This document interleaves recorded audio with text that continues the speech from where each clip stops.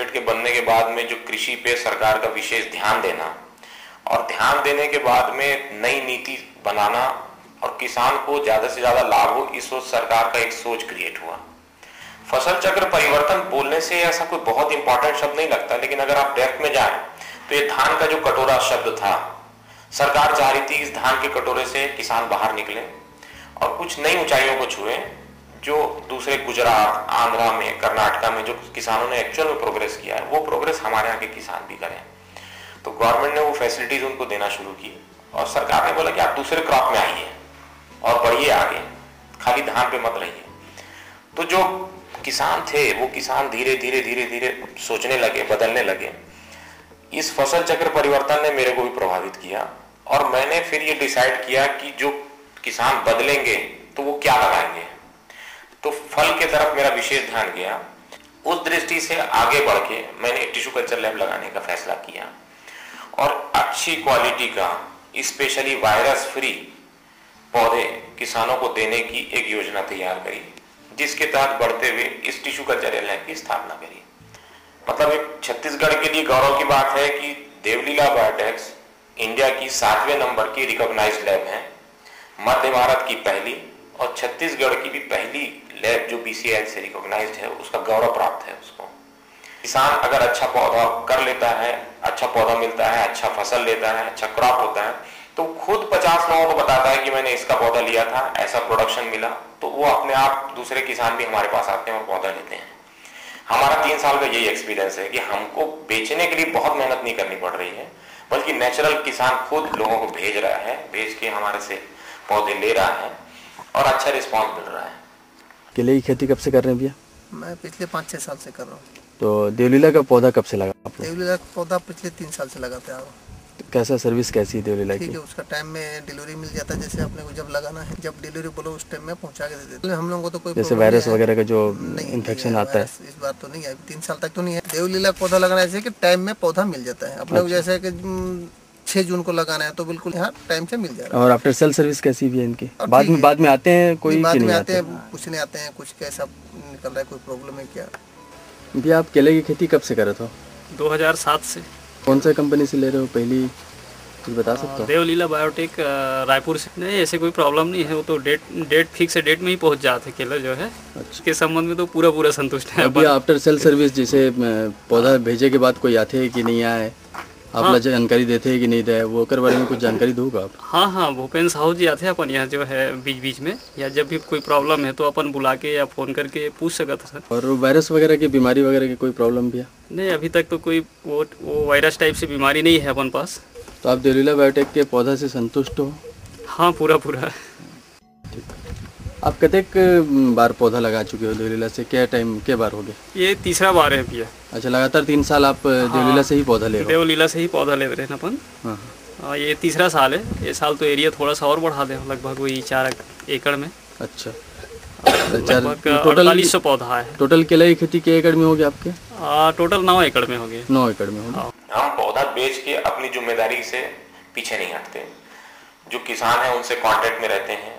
जब जिस एरिया में हमारे सेल्स मैनेजर जाते हैं उनसे बार मिलते हैं। और इलेक्ट्रॉनिक युग ने ये काम को थोड़ा सा इजी कर दिया है कि मोबाइल के थ्रू हम उनसे बराबर चर्चा करते रहते हैं। स्पेशली हमको उन लोगों को ज़्यादा ध्यान देना होता है जो पहली बार केला लगा रहे हैं। किसान सम्मेलन के थ्रू करते हैं, कभी फील्ड में जा करके मैं व्यक्तिगत रूप से भी किसानों के बीच जाता हूँ, मिलता हूँ, उनके प्रॉब्लम्स पूछता हूँ। कॉस्टली जितनी निकलते जाएगी, कम मेहनत में ज़्यादा पैसा हमारे यहाँ का किसान उगाए, ये हमारी सोच है। आपका नाम? मैं मणिलाल पटेल, ग्राम पेंडरवानी, विकासखंड डोंगर गांव का किसान हूं। मैं पिछले 20 सालों से केला की खेती कर रहा हूं। इसमें करीबन 8-10 साल से लगातार टिश्यू कल्चर केला का खेती कर रहा हूं। हाल में देवलीला का प्लांटेशन लगा रहा हूं। देवलीला का जो 5-6 साल से मैं लगातार लेते आ रहा हूं, उनका पौधा भी बहुत स्वस्थ मिलता है और डिलीवरी भी एकदम टाइम पर ही मिलती है और उत्पादन भी अच्छा ले रहा हूं मैं। करीबन मेरे यहाँ 25 से 28 किलो का एवरेज आ रहा है। वायरस बिल्कुल न के बराबर है। कहीं 1000-1500 में एक आध पौधा वायरस वाला रहता है, वो कोई ज़्यादा मायने नहीं रखता उतना।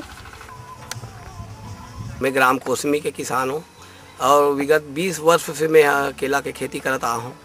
देवलीला से ही पूरा पौधा रहता, हर समय जब भी पौधा मंगाता डिलीवरी जल्दी से हो जाते और सब पूरा जान पहचान हो गई अच्छा से, आते रहते जाते रहते मन। अभी तक हमन वैसे 5-6 साल से जैसे लगा था देवलीला के पौधा में वायरस तो अभी दिखत नहीं है। अब मैं वैसे 15-16 एकड़ में देवलीला के लगाता हूँ। सबसे पहले मैं ही चालू कर रहे हूँ देवलीला के, जब से वो हुई सपन चालू हुई लेब, सबसे पहले 7,000 पौधा में ले रहे हूँ। ओकर बाद सीधा 14,000 ले हूँ। ये साल 24,000 पौधा ले हूँ मैं ओकर देवलीला के।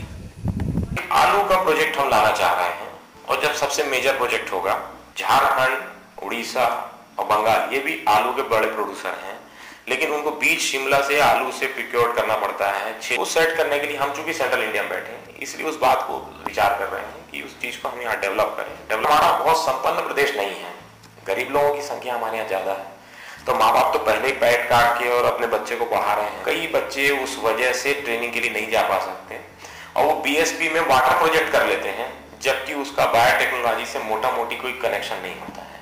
जबकि जो बेसिक मशीनें हैं बायोटेक की, उन मशीनों को वो छू नहीं पाते क्योंकि कॉलेज में वो होती नहीं है और जहां वो ट्रेनिंग करने जा रहे हैं वो सब्जेक्ट नहीं है, तो वो चीज उनको मिल ही नहीं पाती है। तो इस चीज को ध्यान करके हमने प्रोजेक्ट चालू किया और वायरस फ्री जो हम कर रहे हैं वो वायरस फ्री कैसे कर रहे हैं या वायरस टेस्ट कैसे कर रहे हैं, उन बच्चों को चीज सिखाते हैं। सारी मशीनों का ऑपरेशंस उनको सिखाया जाता है, उनके हाथ से कराया जाता है। टिश्यू कल्चर क्या है, तो टिश्यू कल्चर में हम बॉटल धोने से लेके पौधे लगाना, मीडिया बनाना, पौधे का मेंटेन करना, उनके खुद के अलग से पौधे सेलेक्ट करते हैं और उनको देते हैं कि आप तैयार करो। वो महीना, 1.5 महीना, 2 महीने में जब अपना खुद का पौधा तैयार करते हैं तो उनको एक अलग से कॉन्फिडेंस क्रिएट होता है। बाहर से छत्तीसगढ़, पूरे छत्तीसगढ़ से आते हैं बच्चे, तो उनके लिए एक हॉस्टल फैसिलिटीज दे रखी है, इसी कैंपस में हॉस्टल भी दे दिया है, तो आते हैं बच्चे रहते हैं, तो आने जाने का भी उनको झंझट नहीं है, खाना पीना सब उनका इसी कैंपस में होता है, तो बच्चे ज्यादा से ज्यादा टाइम ट्रेनिंग में ध्यान देते हैं। और हमारे पास जो स्टाफ है वेल ट्रेंड है, वेल एजुकेटेड है, एजुकेशन की जितनी बेसिक फैसिलिटीज होती हैं सब उस हॉल पे अवेलेबल हैं, तो बच्चे पढ़ रहे हैं, सीख रहे हैं, बच्चों को कॉन्फिडेंस क्रिएट हो रहा है। संदेश देने की हैसियत मेरी किसानों को नहीं है, वो मेरे गुरु हैं, कभी गुरु को संदेश नहीं दिया जाता। किसान वाकई में गुरु हैं। किसान जो है हमको हर मिनट हर पल कोई नई चीज सिखाते हैं, हमको क्या करना है उनके दिशा निर्देश पे ही हम चलते हैं, उनके दिशा निर्देश पे साइंटिस्ट लोगों से बात करके हम आगे की अपनी राह तय करते हैं, अपने प्रोडक्शन को इम्प्रूव करते हैं, अपने आप को इम्प्रूव करते हैं। टिश्यू कल्चर बहुत डेवलप है हमारे इंडिया का, बहुत बड़े बड़े साइंटिस्ट हैं हमारे इंडिया में, पर किसान जो होता है वो सबसे बड़ा साइंटिस्ट है क्योंकि वो प्रैक्टिकल है। एक ही दिमाग है किसानों के मैटर पे, क्वालिटी, क्वालिटी और सिर्फ क्वालिटी।